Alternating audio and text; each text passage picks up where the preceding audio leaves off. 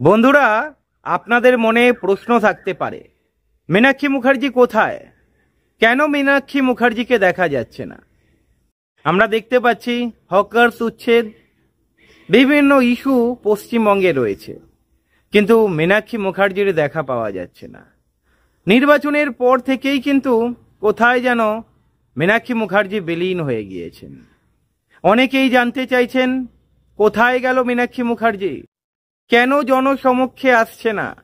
কেন ওনার কোনো মন্তব্য সামনে আসছে না? আপনারা জানেন মীনাক্ষী মুখার্জি কোথায়? উনি দিল্লি গিয়েছিলেন। আপনারা জানেন কি জন্যে দিল্লি গিয়েছিলেন? বড় সড়ো কি কোনো পরিকল্পনা? বাংলার রাজনীতিতে মীনাক্ষী মুখার্জিকে নিয়ে বামেরা কি, মানে সিপিআইএম কি বন্ধুরা, এই সব বিষয়ে আলোচনা করব। তার আগে বলি, আমার নাম সুখেন ঘোষ। আপনারা দেখছেন আজকের রাজনীতি। যারা প্রথম দেখছেন তাদেরকে বলবো চ্যানেলটি সাবস্ক্রাইব করবেন, আমাদের পাশে থাকবেন।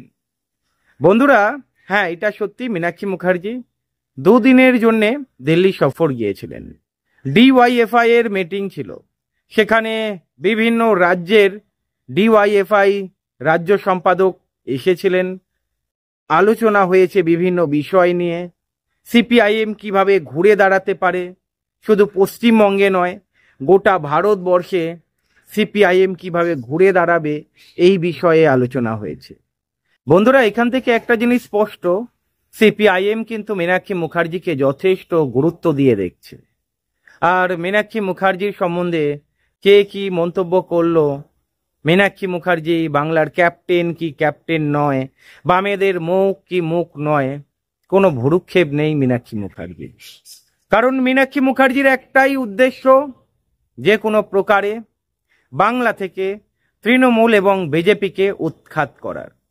এর জন্যে কিন্তু প্ল্যান করে চলেছে। দিল্লি গিয়েছেন, অন্যান্য রাজ্যের ডিওয়াইএফআই সম্পাদক সকলের সঙ্গে আলাপ আলোচনা। মীনাক্ষী মুখার্জি অবশ্য কলকাতায় ফিরে এসেছেন।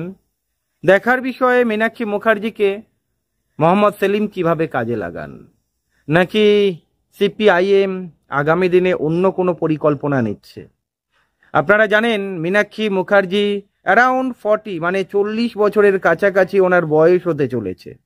মানে ডিওয়াইএফআই সম্পাদক পদ থেকে ওনাকে হয়তো সরিয়ে দিতে পারে।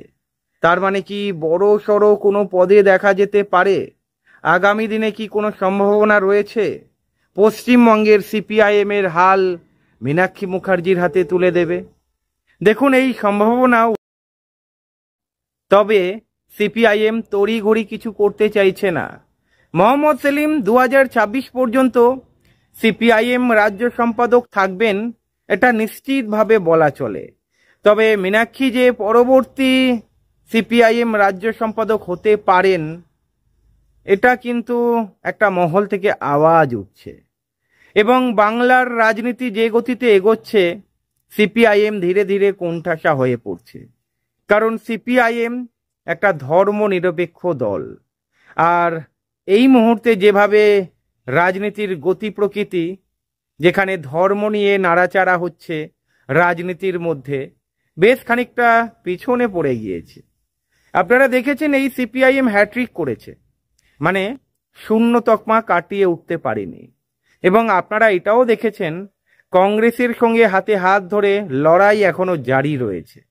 তবে কংগ্রেসের সঙ্গে হাতে হাত ধরে যে লড়াই চলছে, এই লড়াইয়ে কিন্তু এখনো পর্যন্ত সফলতা বা বামেরা বা কংগ্রেস কোনো দলই কিন্তু সফল হতে পারেনি। যেই পরিকল্পনা নিয়ে বাম কংগ্রেস একসঙ্গে লড়ছে, এখনো পর্যন্ত যদি দেখেন মানুষের মধ্যে দাগ কাটতে পারেনি। তবে হ্যাঁ, মীনাক্ষীর প্রভাব কিন্তু মানুষের। আমরা দেখেছি ইনসাফ যাত্রাতে যেভাবে মানুষের ঢেউ দেখা গিয়েছে, ভোট বাক্সে কিন্তু সেইভাবে ভোট প্রতিফলিত হয়নি। আমরা অনেক বাম সমর্থকের সঙ্গে কথা বলেছি, বাম কর্মীর সঙ্গে কথা বলেছি। বিভিন্ন জেলায় বিভিন্ন বুথে অনেক কর্মী রয়েছেন, তারা মনে করেন মীনাক্ষী মুখার্জি হচ্ছে আগামী দিনে বাংলার মুখ। এবং অনেকেই এই মীনাক্ষী মুখার্জিকে আগামী দিনের মুখ্যমন্ত্রী হিসাবে দেখতে চাইছেন। এটা বলা বাহুল্য, যারা বলছেন বামেরা শেষ, বামেদের আর খুঁজে পাওয়া যাবে না, অনেকেই বলেছিলেন দূরবীন দিয়ে খুঁজতে হবে, বাম লস্ট কেস। বাট আদতে বাম লস্ট কেস নয়, সেটা বারবার প্রমাণিত হচ্ছে। কারণ আমরা দেখতে পাচ্ছি যেখানেই গরিব মানুষের প্রয়োজন হচ্ছে, যেখানেই গরিব মানুষের ওপরে অত্যাচার নেমে আসছে, সেখানেই এই বামেরা ঝাঁপিয়ে পড়ছে। কিন্তু যাদের জন্য বামেরা ঝাঁপিয়ে পড়ছে তারাই বামেদের পাশে থাকছে না, মানে আলটিমেটলি ভোট বাসকে তারা ভোট দিচ্ছে না। অনেকে হয়তো বলবেন নির্বাচনটা শেষ কথা নয়, তবে দেখুন এই নির্বাচনী গণতন্ত্রের মাধ্যমে নির্বাচন প্রক্রিয়া শেষ কথা। কারণ নির্বাচনের মাধ্যমেই কিন্তু আগামী দিনের ভবিষ্যৎ তৈরি হয়। আগামী দিনে রাজ্য কোন দল চালাবে, রাজ্য কোন দলের হাতে থাকবে, দেশের ভবিষ্যৎ কোন দলের হাতে থাকবে, এটা কিন্তু নির্ধারিত হয়। তাই নির্বাচন প্রক্রিয়া একটা অন্যতম গুরুত্বপূর্ণ প্রক্রিয়া। আর এই নির্বাচন প্রক্রিয়ার মধ্যে বামেরা অংশগ্রহণ করছে, কিন্তু বামেরা পশ্চিমবঙ্গের নিরিখে দাঁত ফোটাতে পারছে না। কিন্তু আমরা যদি দেশের নিরিখে দেখি, বামেরা যে কটি আসন পেয়েছে তার সিংহভাগ আসন এসেছে জোট করেই এসেছে, কিন্তু মানে সমঝোতা করেই এসেছে। কিন্তু বামেরা কেরালাতে শুধুমাত্র একা লড়ে সিপিআইএম একটা আসন পেয়েছে। কিন্তু তাছাড়া বাদ বাকি সব জায়গায় যদি আপনারা দেখেন, বামেরা জোট প্রক্রিয়া করে আসনগুলো জিতেছে।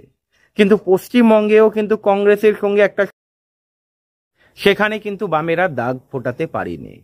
আসল কথা যে মীনাক্ষীকে দেখা যাচ্ছিল না এইটা নয়, মীনাক্ষী ব্যস্ত রয়েছে, আগামী দিনের পরিকল্পনা নিয়ে ব্যস্ত রয়েছে। বামেরা আগামী দিনে বা ডিওয়াইএফআই যুবদের কিভাবে কাজে লাগানো যায়, কিভাবে আরো যুব সমাজকে ডিওয়াইএফআই এ আনা যায়, এই সব পরিকল্পনা মীনাক্ষী মুখার্জি। তাই মীনাক্ষী মুখার্জির কোনো যায় আসে না কে মীনাক্ষী মুখার্জির নামে কে কি বলল, এতে মীনাক্ষী মুখার্জির কিচ্ছু যায় আসে না। মীনাক্ষী মুখার্জির একটাই বড় প্রাপ্তি, সেটা হচ্ছে মানুষের ভরসা, জনগণের ভরসা। আর বাংলায় মীনাক্ষী মুখার্জি সত্যিই একটা প্রভাব ফেলেছে, সেটা বলা যেতে পারে। কারণ আমরা বিভিন্ন সময় দেখেছি এবং অনেকের মুখে শুনেছি, অনেক সমর্থকের সঙ্গে কথা হয়েছে, তারা একটা কথাই বলছে, যারা বিজেপিকে ভোট দেয়, যারা তৃণমূলকে ভোট দেয়, তারাও কিন্তু মীনাক্ষী মুখার্জির সভা শুনতে আসে। যখনই শোনে মীনাক্ষী মুখার্জি আসছে, তাদেরকে বলতে হয় না, তারা ঠিক সভায়। এখান থেকে একটা জিনিস পরিষ্কার, মীনাক্ষী মুখার্জির বক্তব্য মানুষের মধ্যে একটা দাগ কেটেছে। আগামী দিনে মীনাক্ষী মুখার্জিকে নিয়ে কি পরিকল্পনা সিপিআইএম করছে, 2026-এ মীনাক্ষী মুখার্জিকে সত্যিই কি প্রধানমন্ত্রীর মুখ করতে চলেছে বামেরা? মীনাক্ষী মুখার্জিকে নিয়ে কি পরিকল্পনা রয়েছে? মানুষের মধ্যে অনেক প্রশ্ন রয়েছে, এই সকল প্রশ্ন মানুষের মধ্যে নাড়াচাড়া দিচ্ছে। তবে আগামী দিনেই বোঝা যাবে যে বামেরা একলা চলবে নাকি জোট প্রক্রিয়াতে যাবে। যদি একলা চলে তাহলে কি আগামী দিনে পশ্চিমবঙ্গে সিপিআইএম এর বা বামেদের মুখ্যমন্ত্রীর প্রধান দাবিদার মীনাক্ষী মুখার্জিকে কি সামনে রাখবে? কারণ মীনাক্ষী মুখার্জির জনপ্রিয়তা আপনারাও জানেন, মোহাম্মদ সেলিম থেকে শুরু করে বামফ্রন্টের চেয়ারম্যান বিমান বসু পর্যন্ত স্বীকার করেছেন। এটা বামেরা ভালো মতোই জানে। এই মুহূর্তে মীনাক্ষী মুখার্জির যতটা জনপ্রিয়তা রয়েছে, অন্য কোনো বাম নেতার অতটা জনপ্রিয়তা নেই। এবং মীনাক্ষী মুখার্জিকে যে সিপিআইএম কাজে লাগাতে চাইছে তার প্রমাণ উনি বারবার বিভিন্ন পরিকল্পনা করছেন। বাংলাতে কি করে ফিরে আসা যায়, বাংলার রাজনীতিতে সিপিআইএমকে কিভাবে আবার ট্র্যাকে ফেরানো যায়, ডিওয়াইএফআই আবার কিভাবে মাথা উঁচু করে দাঁড়াতে পারে। তবে এটা তো সত্যি, দেশের নিরিখে বলুন বা পশ্চিমবঙ্গের নিরিখে বলুন, বামেদের কাছে যেই যুব সমাজ রয়েছে সেটা অন্য কোনো, তবে সত্যিই একটা বড় প্রশ্ন, বামেদের কাছে যে যুব সমাজ রয়েছে অন্য কোনো দলের কাছে নেই।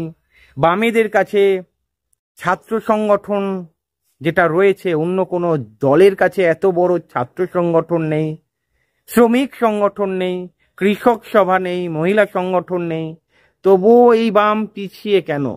প্রশ্ন রয়েছে এখানে।